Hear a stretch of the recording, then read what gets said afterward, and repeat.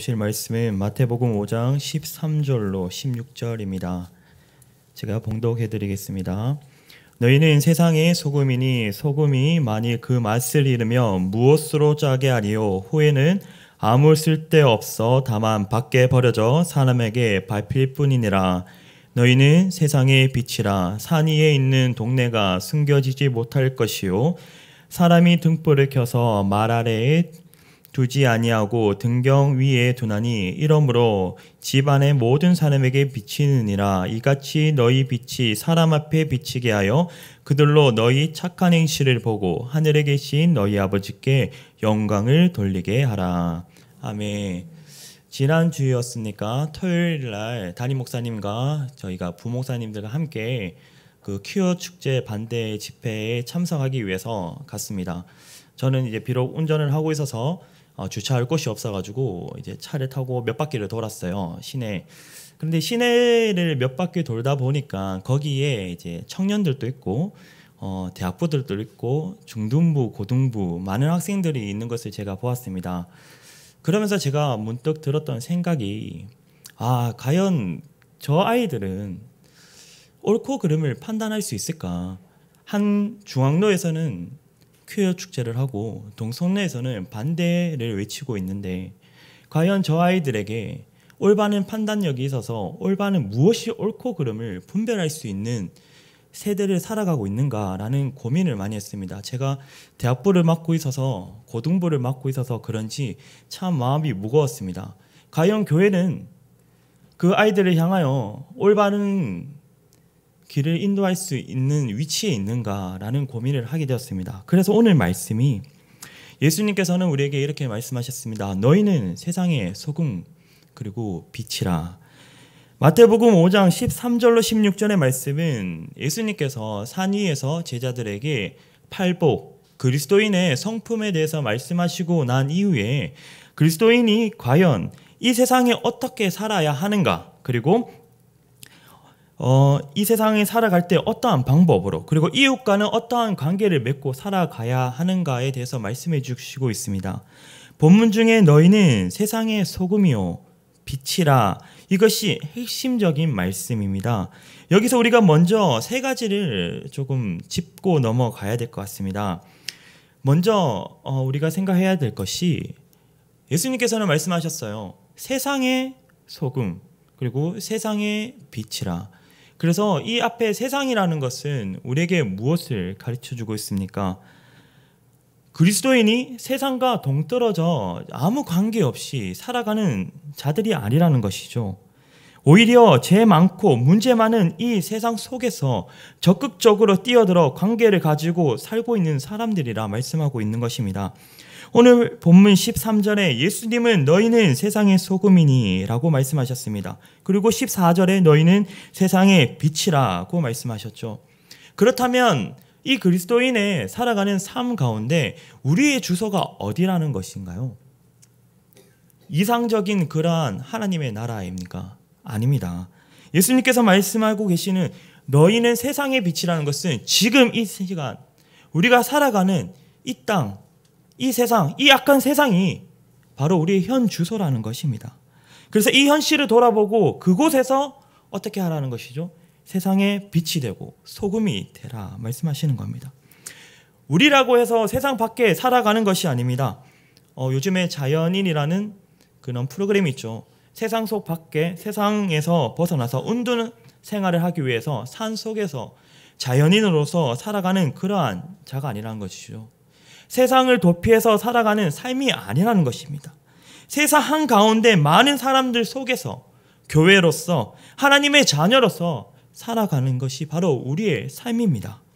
설사 우리를 향한 핍박이 있어도 우리가 도망하는 것이 아니라 그곳에서 긍정적으로 핍박을 받아들이며 살아가는 자들입니다. 그래서 우리의 현 주소는 어디라는 것을 말씀하고 있습니까? 이 세상 속이라는 것입니다. 즉 소금과 빛처럼 이 세상 속에서 책임을 지고 존재해야 할 자들이라고 말씀하고 있는 것입니다. 그리고 또 무엇을 말씀하고 있습니까? 세상의 소금, 빛이라고 말씀하고 있는 소금과 빛을 우리가 생각해 볼 때 나 자신은 항상 누구인가? 나는 어떠한 존재인가? 라는 것을 계속 존재론적으로 생각하며 살아가야 된다는 것이죠. 우리는 이 세상을 살아갈 때 너무나도 바쁜 삶 가운데 그냥 쫓겨서 지쳐서 그냥 하루를 버티기 위해서 살아갈 때가 많습니다. 그런데 오늘 말씀은 그것이 아닙니다. 항상 내가 누구인지, 내가 어떠한 자인지 생각하고 그에 합당하게 살아가라라는 것이죠. 그리스도인의 존재론적 가치는 어떠한 행동에 있지는 않습니다. 바로 예수 그리스도를 믿고 변화된 우리의 모습 속에 있습니다. 이 세상 속에 소금과 빛이라는 것은 우리가 무엇을 하는 거에 따라 있는 것이 아니라 내 자신이 어떻게 소금이 되었고 내 자신이 빛이 되었는가, 그것이 바로 문제입니다. 그동안 우리의 삶을 돌아보면 우리는 윤리적인 도덕적인 가치 속에서 그 속에서 우리의 어떠한 존재론적 가치를 찾고 위안을 얻고 살아갑니다. 신앙적인 책임도 교회를 다니고 예배를 참석하고 찬양을 드리고 기도하고 어떠한 봉사를 하고 헌금을 하고 선을 베풀었기에 내 역할은 다 했다, 충분하다, 그렇게 살아가고, 그러한 윤리적인 기독교 관 안에서 스스로 살아갈 때 세상은 변하지 않습니다. 오히려 내 내면이 썩어져 가고 있는 사실을 직시하지 못하고 그냥 안주하고 살아갈 뿐이죠. 우리는 자신이 소금과 빛으로 살아왔는지, 과연 우리가 빛과 소금이 되었는지, 이 변화에 대해서 우리가 직시해야 하는 것입니다. 그렇다고 이 말이 그리스도인의 아무 행동이 전혀 의미가 없다는 것은 아닙니다. 오히려 우리가 참된 존재론적인 삶 속에서 참된 행동이 나와야 한다는 것을 의미하는 것이죠. 즉 이는 우리가 어떠한 우리의 공로가 아니라 우리 속에서 역사하시는 성령님과 그리고 동행함으로 말씀에 순종하고 복음 안에서 행동하는 사람이라는 것을 나타내고 있습니다. 복음 없이 행동만 하는 사람이 아니라는 것이죠. 또 우리가 한 가지 더 생각해 보아야 할 것은 그리스도인은 이 세상 사람들과 본질적으로 다르다는 것을 말씀합니다. 세상의 소금, 세상의 빛, 세상과 다르다는 것이죠. 그리스도인이 이 세상의 속에서 살지만 결코 세상 속 사람이 아니라 세상과 동화할 수 없는 그러한 자라고 예수님께서 말씀하고 계십니다. 이 땅에 살아가지만 이 땅의 가치와 이 땅의 어떠한 의미를 그리고 이 땅의 지배를 받는 것이 아니라 하나님 나라의 통치를 받고 하나님의 말씀에 순종하고 나 자신을 믿고 살아가는 그러한 존재가 아니라 하나님과 동행하고 모든 것을 하나님께 맡겨 자신을 비우고 나아가는 자들이라고 말씀하고 있습니다. 우리가 성탄절만 봐도 그렇지 않습니까? 이제 12월 달이 되면 성탄절이 다가옵니다. 세상은 어떻습니까? 성탄절 때 화이트 크리스마스를 더욱 기다립니다. 왜냐하면 분위기도 더 좋죠. 연인들이 놀기도 더 좋습니다. 좋은 레스토랑, 뷰가 좋은 레스토랑에서 밥을 먹고 함께 선물도 나누고 그러한 기쁨을 누립니다. 그런데 우리는 어떻습니까? 우리는 성탄절 때 어떻게 하죠? 우리의 죄 때문에 이 땅에 오신 예수 그리스도를 기념합니다. 우리가 죄인임을 다시 한번 깨닫고 낮아지시고 성육신하신 예수님을 다시 생각하며 우리에게 참된 구원을 주신 그분으로 인하여 우리는 어떻게 합니까? 기뻐합니다. 그들과의 기쁨, 우리의 기쁨 너무나도 다르지 않습니까?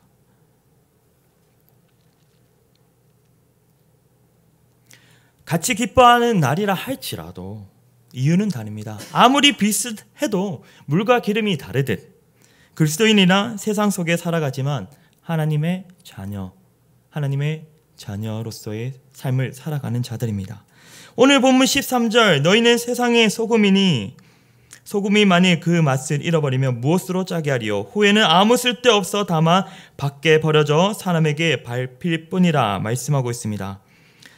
예수님은 8가지의 성품, 팔복 그 성품을 가진 자들을 가지고 소금이라 말씀하고 있습니다. 즉 심령이 가난한 자, 애통한 자, 온유한 자, 의로움에 줄이고 목마른 자, 긍휼히 여기는 자, 마음이 청결한 자, 화평한 자, 그리고 의를 위하여 박해를 받는 자, 이 성품을 가진 자들이 바로 소금의 역할을 하는 사람이라 말씀하고 있습니다. 여기서 조심해야 할 것은 우리가 소금입니다, 나는 빛입니다 외친다 해서 우리는 소금과 빛이 될 수는 없습니다. 소금과 빛은 그 비밀은 그리스도인의 내면 성품에 달려있다는 것이죠. 즉 어떤 사람이 8가지 성품을 가지고 가만히 있잖아요. 그냥 삶을 살아갑니다. 그 사람을 보고 곁에 있던 어떤 사람이 그의 삶을 통해서 저곳에 참된 빛이 있구나, 저 속에 소금과 같은 역사가 일어나는구나, 그렇게 느끼는 것이죠. 우리는 세상 속에서 소금과 같은 역할을 하는 존재라고 말씀하셨는데 우리가 조금 더 이 소금의 의미를 깊이 생각해 보도록 하겠습니다. 이때 우리가 잠시 생각해야 할 것이 우리가 평소에 생각하는 소금에 대한 개념을 조금 내려놓아야 될 것 같아요. 왜냐하면 본문에서 말씀하시는 예수님께서 말씀하셨던 그 소금, 그리고 이스라엘 백성들이 그 당시에 생각했던 소금의 개념이 지금 우리가 생각하는 소금의 개념과 많은 공통점이 있지만 조금 다른 부분이 있습니다. 그 부분만 잠시 한번 나누도록 하겠습니다. 그렇다고 우리가 아는 소금의 개념이나 영 다르게 설탕이 되고 그렇진 않습니다. 그 당시 팔레스타인 지방에는 암염이 아주 많았습니다. 흔한 거였죠, 소금은. 그래서 우리 조선 시대 때처럼 소금이 매우 값어치가 있다든지 귀한 그러한 것이 아니었습니다. 2달 정도 지나면 저희가 이제 김장철이 되면 소금값이 올라가고 그렇듯이 그렇게 값어치가 많은 것이 아니었습니다. 헐값이었죠. 그러므로 예수님께서는 다른 어떠한 금, 보석 이러한 것으로 비유하시지 않고 너희는 소금이라 말씀하신 것은요, 아주 평범하고 값이 없다는 의미입니다. 그리스도인은 생활을 우리가 그리스도인으로서 살아갈 때 점점 예배를 드리고 거룩해지는 그 모습 속에서 한 걸음씩 한 걸음씩 스스로 높아진다고 생각할 때가 있습니다. 나는 이래서 거룩한 사람이라 생각할 수 있습니다. 하지만 어디까지나 예수님께서 말씀하셨던 우리의 모습은 소금입니다. 보석처럼 빛나고 금처럼 존귀한 어떠한 존재가 아니라 나만 어떠한 특별한 것이고 나만 하나님께 어떠한 특별한 은혜를 받은 것이 아니라 그냥 소금일 뿐입니다. 또 소금은 이렇듯 평범한 것이죠. 그래서 우리에게 겸손을 나타냅니다. 또 한 가지는 이 소금은요, 생명이 있습니다. 소금이 왜 생명이 있을까요? 이 시대에 아랍 사막에는 곳곳에 암염을 두었다고 합니다. 그래서 지나가던 낙타랑 그리고 양들이 그 암염을 갉아먹으면서 소금을 섭취했다고 해요. 왜냐하면 이 낙타와 이 양들이 소수의 이제 작은 양의 소금을 섭취하지 않는다면 죽는다고 합니다. 그 이유가 이들이 주로 먹는 그 풀 안에 철분이 함유되어 있는데, 칼륨이 함유되어 있는데 그 칼륨에 대한 그 중독을 소금이 막아준다고 합니다. 그래서 꼭 소금을 먹어야 된다고 하죠. 소금은 그래서 흔하고 값이 싸지만 생명에 반드시 필요한 존재였습니다. 이러한 점에서 소금이라는 것은 우리에게 겸손을 알려주고, 그리고 그리스도인은 겸손하면서 생명을 주어야 한다고 우리에게 말씀하고 있는 것입니다. 그래서 우리에게 소금이라 말씀하셨죠. 그래서 우리가 조금 더 상세히 소금의 역할에 대해서 한번 살펴보도록 하겠습니다. 이 말씀은 세상의 본질이 무엇인가 먼저 우리에게 보여주죠. 너희는 세상의 소금이니 라고 말씀하실 때 이 세상이 하는 것은 소금이 없으면 썩어지고 뭐하다는 것밖에 안 됩니까? 부패할 수밖에 없다는 것을 암시해 주고 있습니다. 즉 소금의 역할은 세상의 방부제 같은 역할입니다. 그리스도인은 세상을 외면하면서 살아가는 사람들이 아니라 세상에 적극적으로 참여해서 세상으로 하여금 썩지 못하게 하는 자들입니다. 예나 지금이나 세상 사람들은 방향 감각이 없습니다. 어디로 가야 할지, 어떤 길을 걸어야 할지, 방향을 잃었을 때 방향을 제시해 줄 수 있는 구체적인 역할을 할 수 있는 사람이 바로 그리스도인인 것입니다. 즉 구원받은 하나님의 자녀들, 이 썩어져가는 이 세상 속에서 방부제의 역할을 해야 하는 것이죠.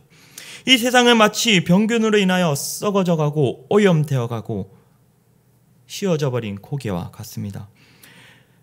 세상 속 죄로 인하여 타락하고 악하고 부정한 것들이 남루하는 이 세상, 이 세상이라고 성경 우리에게 말씀해 주고 있습니다.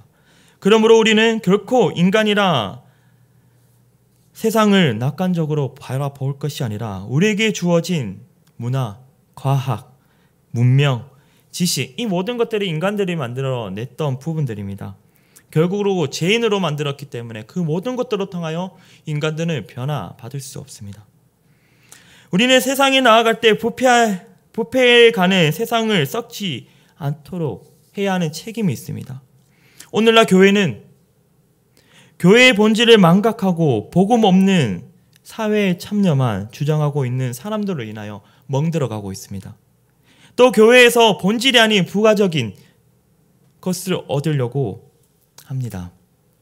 좋은 시설, 다양한 프로그램, 자녀들 양육. 교회는 생명을 주는 곳입니다.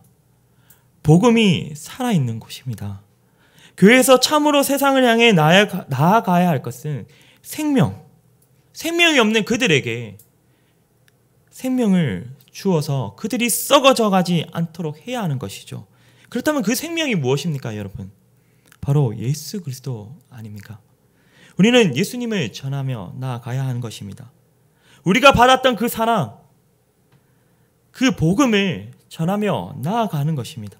죄로 인해 썩어져가는 이 세상 속에서 소금과 같이 방부제의 역할을 담당해야 하는 것입니다. 즉 그리스도인은 죄를 지적하고 제거할 줄 알아야 합니다. 죄에 대하여 무관심하고 침묵해서는 안 되는 것입니다.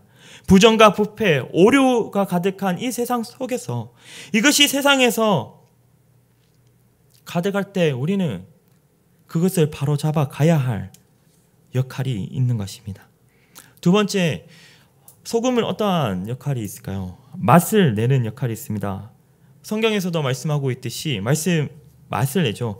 소금은 외부적으로는 방부제의 역할을 하지만 내부적으로 음식에 더해서 그 음식의 맛을 살려줍니다.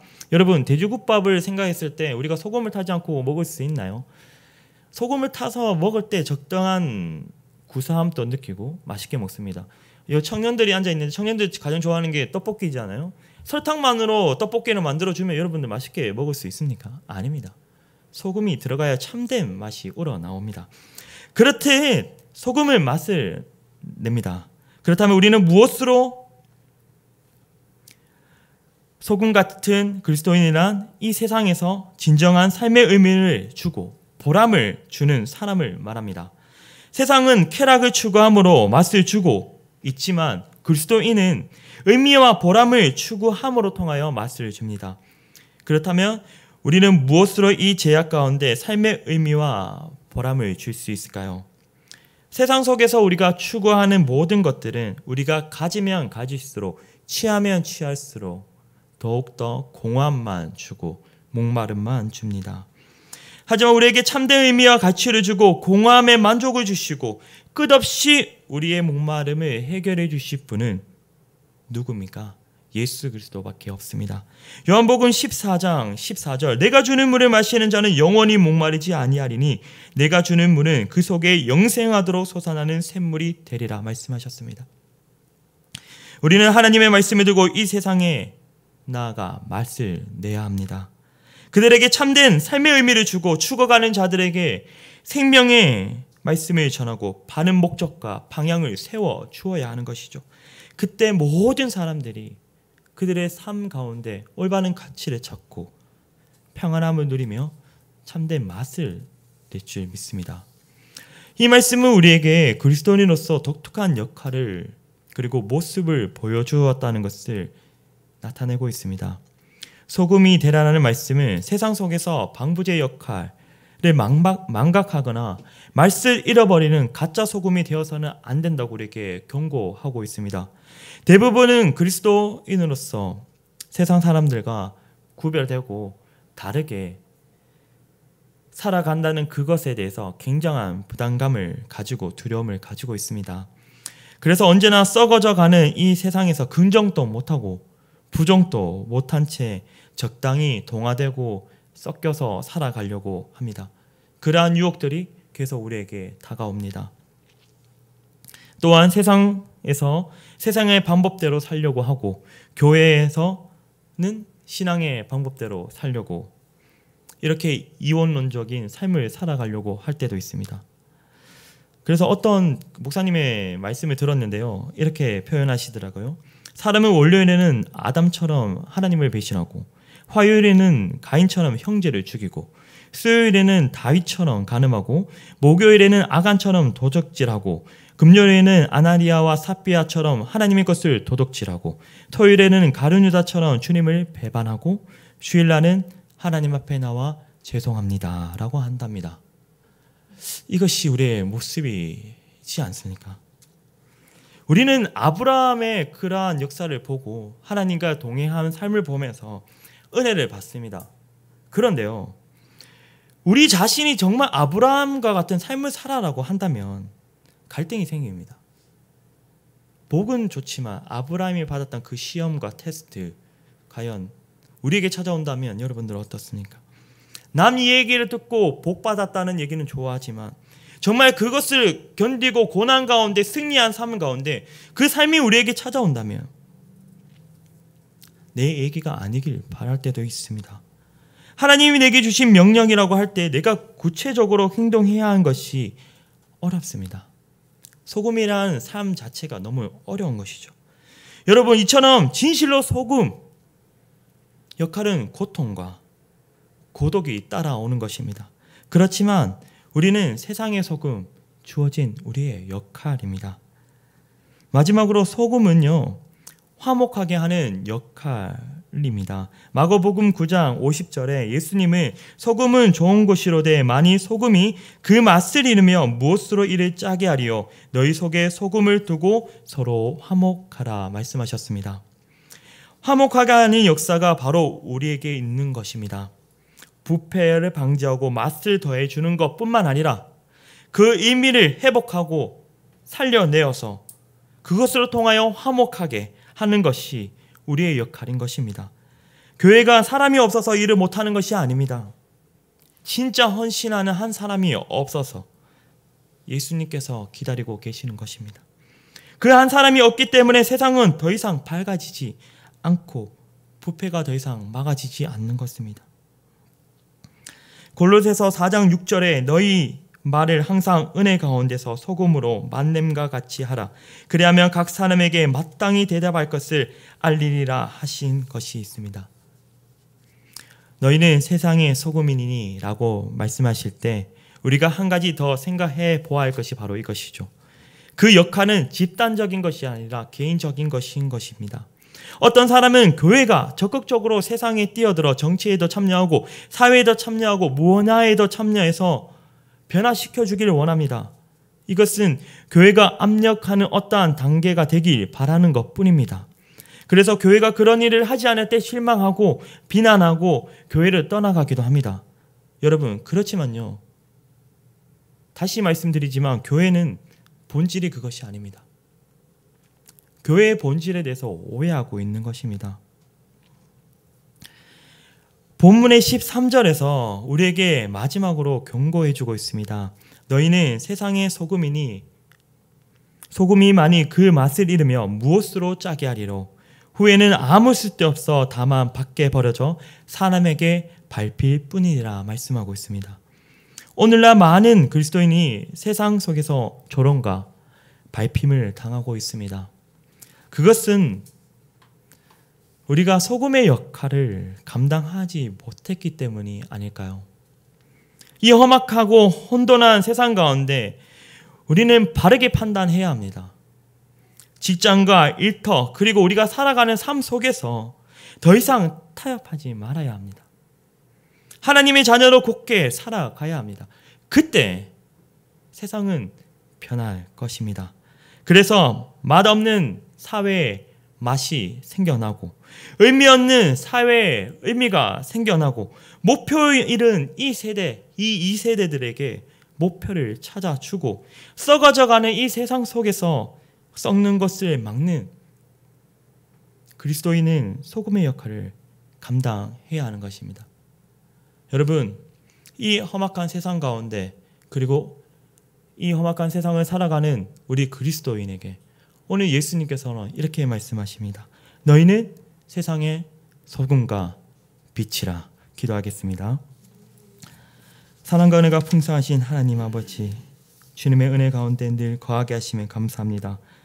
오늘 우리가 살아갈 때 소금의 역할을 잘 감당하며 주님께 영광과 찬양을 올려드리며 주님께서 맡기신 역할을 감당하여 세상을 변화시키고 세상 가운데 주님의 이름을 찬양하는 우리 모두가 되게 하여 주시옵소서. 모든 것 주님께 맡겼고 예수님 이름으로 기도합니다. 아멘.